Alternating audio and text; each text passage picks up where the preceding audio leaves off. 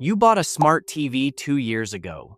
You set it up, agreed to some terms during setup without reading them because everyone does, and started watching. What you didn't know is that the TV has been watching you back. Every show you play, every channel you switch to, how long you paused on a movie before deciding not to watch it, the ads you sat through versus the ones you skipped, all of it recorded, all of it being sold. This isn't a theory. It's in the privacy policy you agreed to. Samsung, LG, Vizio, and virtually every major smart TV brand currently operating in the United States uses a technology called automatic content recognition, ACR, to collect data about your viewing habits. Vizio paid a $2.2 million settlement to the FTC in 2017 specifically for collecting ACR data without adequately disclosing it to customers. They paid the fine. They kept the practice. They just updated the disclosure buried in the terms you agreed to at setup. That's the thing about the dark side of smart devices. It's not illegal. It's not hidden. It's disclosed in language you were never meant to actually read. And it applies to far more than your TV.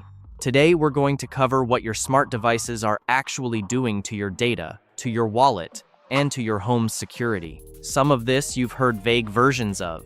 A lot of it, nobody has spelled out for you directly. And by the end, you'll know exactly which devices carry the most risk and what you can actually do about it. Let's start with the one in your living room. Your smart TV is a data collection device that also shows video. That's not an exaggeration. It's the business model. When smart TVs first launched, manufacturers made their money on the hardware sale. That model has eroded dramatically. TV margins at the mass market price point are razor thin. The real profit now comes from the software layer, the smart platform, the ads served through it, and the viewing data sold from it. Roku, which powers tens of millions of TVs and streaming devices, generated $881 million in platform revenue in 2023. Their platform segment, which includes advertising and data licensing, grew faster than their hardware sales. Samsung's Tizen platform and LG's WebOS operate on the same model. The TV hardware is increasingly a delivery mechanism for an advertising and data business. ACR works by taking regular screenshots of whatever is on your screen, including cable TV, streaming apps, Blu-ray players, and gaming consoles, and matching those images against a database to identify exactly what you're watching. That data gets packaged and sold to advertisers, who can then target you on your phone, your computer, and other connected devices with ads based on what they know you've been watching on TV. The FTC has confirmed this practice is legal as long as it's disclosed. The problem is the disclosure. Samsung's ACR opt-out is buried under Settings, is greater than, Support is greater than, Terms and Policy is greater than Viewing Information Services. LG's equivalent is under Settings, is greater than General, is greater than About This, TV is greater than User Agreements. Vizio puts it under System is greater than Reset, and Admin is greater than Viewing Data. None of these are labeled Stop Your TV from Spying on You, which is what they are. One Reddit user in the privacy community documented it. Went through my Samsung Smart TV settings for the first time after 2 years of ownership. Found 4 separate data sharing agreements I'd accidentally opted into at setup. None of them were opt-in, they were all pre-enabled, and I had to actively turn them off one by one. Bottom line, go into your smart TV's settings right now and find the data sharing and viewing information sections. Opt out of everything. It takes 10 minutes and doesn't affect any features you actually care about. But here's what's even more unsettling: your TV is the most visible data collector in your house. It's far from the only one. Your smart speaker is always on. That's not a feature, it's a risk. Amazon Echo and Google Nest devices are designed to wake on a keyword Alexa or Hey Google. The marketing says they're only listening for that wake word. The reality is more complicated. Both Amazon and Google have acknowledged that their smart speakers occasionally activate on words or sounds that resemble the wake word. When that happens, Audio gets recorded, sent to company servers, and processed. Amazon's Alexa privacy documentation confirms that voice recordings are retained and may be used to improve voice recognition systems. By default, Amazon retains recordings indefinitely, unless you manually delete them through the Alexa app. In 2019, Bloomberg reported that Amazon employed thousands of workers globally to review Alexa audio recordings to improve the voice recognition system. The recordings included private conversations that users had no idea were captured. Amazon confirmed this program existed. They added a setting to opt out of human review. The setting is not enabled by default. The real-world consequence? If you have an Echo device in your kitchen or living room, conversations you've had near it, including medical discussions, financial conversations, arguments with family members, may have been recorded, sent to Amazon servers, and reviewed by human employees. Not because you did anything wrong, because the wake word detection isn't perfect. Google Nest has a similar setup and a similar history. In 2019, a contractor leaked Nest audio recordings to Belgian media, revealing that some recordings were of unintended activations, not wake word-triggered conversations, just ambient audio that got captured and sent to Google. One owner on a privacy-focused subreddit put it this way: "I did a full audit of my Alexa history through the app. There were hundreds of recordings I had no idea existed. Some were from the wake word. A lot were just ambient noise from my kitchen that the device woke up for. I had conversations in there I definitely didn't mean to record." Bottom line, if you keep a smart speaker in your home, go into the Alexa or Google Home app and delete your voice history. Then set it to auto-delete on a 3-month rolling basis. And consider whether the convenience is worth the trade-off for every room you put one in. That's your speakers. Now let's talk about what happens when your entire home becomes a smart device. The smart home subscription trap. You paid for it. Now pay for it again. Smart home devices, thermostats, doorbells, locks, cameras are being sold with the same software subscription model that killed off your favorite streaming services. Except with these, the stakes are higher. Google's Nest Aware subscription is required to access cloud video storage, event history, and facial recognition features on Nest cameras and doorbells. The plan costs $8 per month or $80 per year for one camera, $15 per month for a home with multiple cameras. Without it, most Nest cameras only show a live feed with no ability to review recorded footage. The security camera you bought for security only works fully as a security camera if you keep paying the subscription. Ring, owned by Amazon, operates the same way. The Ring Protect Basic plan is $4.99 per month per device, or $99.99 per year for all Ring devices in your home. Without it, your Ring doorbell records nothing. It sees the package thief in real time. It does not save the evidence. This is the hidden cost of smart home security. You buy a Ring doorbell for $99 or a Nest camera for $199, and the total 5-year cost, including subscription, is $599 for Ring and $599 for Nest. The hardware is the entry fee. The subscription is the product. What happens if you cancel the subscription? You don't lose access to the device entirely, but you lose the core feature that made the device worth buying in the first place. Multiple owners have described this realization as genuinely infuriating. One owner on the Google Nest community forum wrote, "I bought 3 Nest cameras for my house. Found out that without Aware, I can watch live, but I can't review anything from the past 24 hours.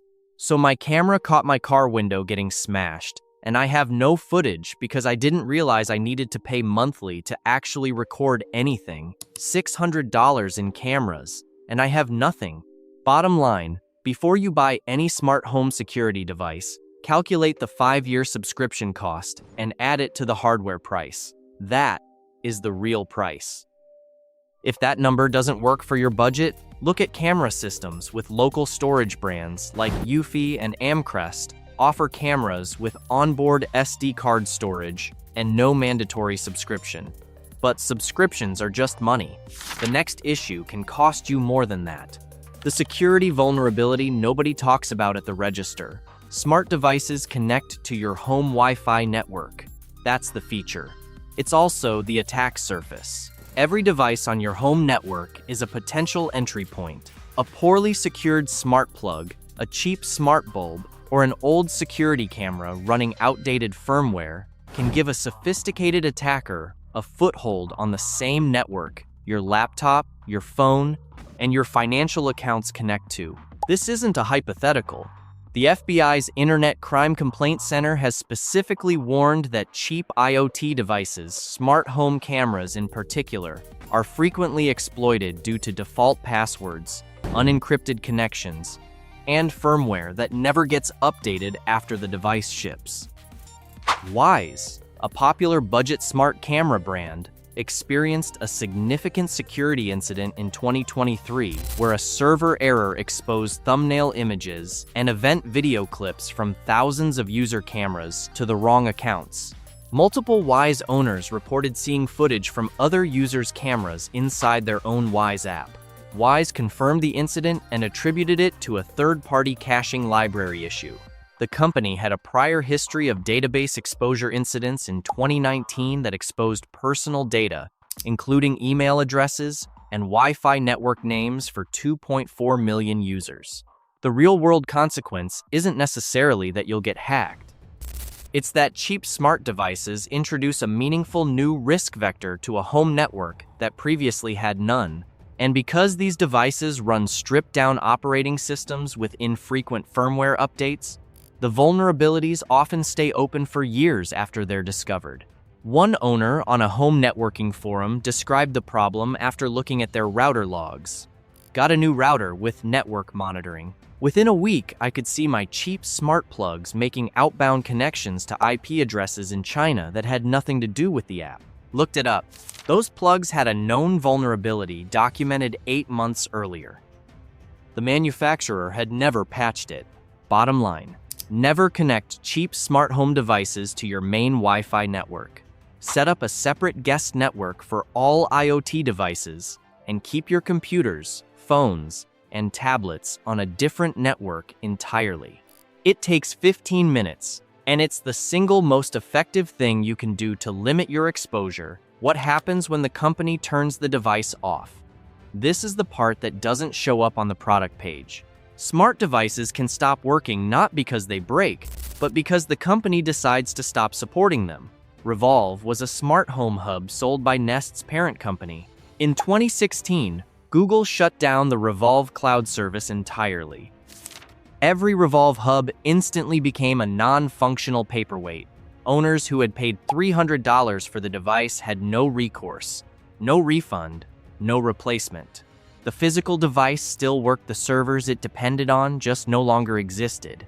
More recently, Amazon announced the shutdown of its Sidewalk Bridge functionality from certain older Echo devices, and Insteon, one of the most popular smart home ecosystems, abruptly shut down in 2022 with almost no warning, leaving thousands of customers with devices that required the now-defunct cloud servers to function.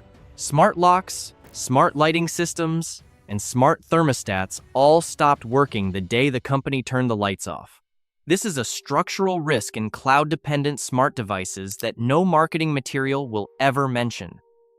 When you buy a device that requires a company's servers to function, your ability to use that device depends permanently on that company remaining in business and choosing to continue supporting it. The list of smart device shutdowns in the last 5 years is longer than most people realize. Wink, another hub platform, attempted to charge a $4.99 per month subscription fee in 2020, or devices would stop working. Logitech killed their Harmony Hub line. Google killed Stadia, Nest Secure, and multiple other hardware products. Each shutdown left a trail of owners with devices that ranged from significantly degraded to completely non-functional. One owner on the Insteon community forum posted the day of the shutdown, "I have a $3,000 smart home setup built on Insteon. Every light switch, every thermostat, the whole ecosystem. It all stopped working at 9 a.m. this morning. I had no warning. I can't control anything in my house. I have a $3,000 brick. Bottom line, before buying into any smart home ecosystem, look up whether the device works locally, meaning it doesn't require a cloud server to function. Devices that work locally over your home network continue to work even if the company shuts down. If the device requires the company's cloud to operate, you are renting functionality, not buying it.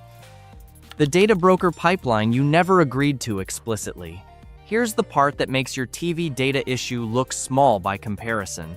The data collected by your smart devices doesn't stay with the brand that made the device. It moves through a data broker ecosystem that most people have never heard of. Companies like Axiom, Oracle Data Cloud, and Nielsen operate as intermediaries, purchasing data from smart device manufacturers and repackaging it for advertisers, insurance companies, financial institutions, and marketers. A 2023 Senate investigation found that major data brokers were selling precise location data, health inference data, and behavioral profiles derived from smart device usage to third-party purchasers, with essentially no meaningful restrictions on how that data could be used. The report specifically cited smart TV viewing data as a category of information being sold and aggregated. The practical consequence: the viewing habits your smart TV tracks, the voice queries your smart speaker captures, and the behavioral patterns your smart thermostat learns can be combined, sold, and used to build a detailed profile of your household that affects things you'd never connect to a TV purchase, including targeted advertising, financial product offers, and, in some cases, insurance pricing models. This is not a worst-case scenario. This is how the data economy currently operates. The devices are the product. You are what they're selling. One investigative reporter who went through the data broker process and requested their own profile described it this way: "I found inferences about my income bracket, my health, my family structure, and my political leanings, none of which I'd explicitly shared with anyone. Some of it was accurate. All of it was derived from devices and app usage without me having any clear memory of consenting to it being sold." Bottom line, assume that data your smart devices generate about you will be sold, aggregated, and used for purposes beyond anything you consented to in a meaningful way. That's not paranoia, that's the documented business model. Opt out wherever you can, and be deliberate about which devices you allow into your home in the first place. What you can actually do about it. Here's the practical playbook, not a lecture. Specific steps, starting with what's easiest. Your smart TV. Go into settings and disable ACR, viewing data sharing, and any advertising personalization options right now. Every major brand has this. On Samsung, it's under Support is greater than Terms and Policy. On LG, it's under General is greater than About This. TV is greater than User Agreements. On Vizio, it's under System is greater than Reset and Admin. On Roku-powered TVs, it's under Settings is greater than Privacy is greater than Smart TV Experience. Turn all of it off. This does not affect picture quality, streaming apps, or any feature you actually use. Your smart speakers. Review and delete your voice history in the Alexa app or Google Home app. Set auto-delete to 3 months. Physically mute the microphone when you're not actively using the device. The hardware mute button disables the microphone entirely, not just the software. Your smart home cameras and security devices. Calculate the subscription cost before you buy. If you want local storage with no subscription, look at Eufy's indoor and outdoor camera lines or Amcrest's NVR systems. Both offer local recording that doesn't require a monthly fee or cloud dependency. Your home network. Create a separate Wi-Fi network for smart home devices. Every major router brand, Netgear, Asus, TP-Link supports a guest network or IoT VLAN setup. Keep your personal devices on a separate network from your smart plugs, bulbs, and cameras. This one step significantly limits the damage any single compromised device can do. And before you buy any new smart device, look up whether it supports local control. Home Assistant. an open-source smart home platform used by over 700,000 households, supports hundreds of devices that work entirely on your local network without requiring any cloud connection. It's more setup work up front. The payoff is devices that work without subscriptions, can't be bricked by a company shutdown, and don't send data to anyone. Bottom line, you are not powerless here. Most of the privacy and security risks from smart devices can be significantly reduced in an afternoon if you know what settings to look for.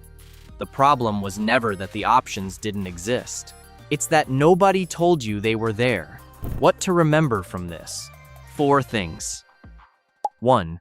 Your smart TV is collecting and selling your viewing data right now unless you've explicitly opted out. Most people haven't, because most people didn't know the option existed. 2. Smart home subscription costs are systematically hidden at the point of purchase.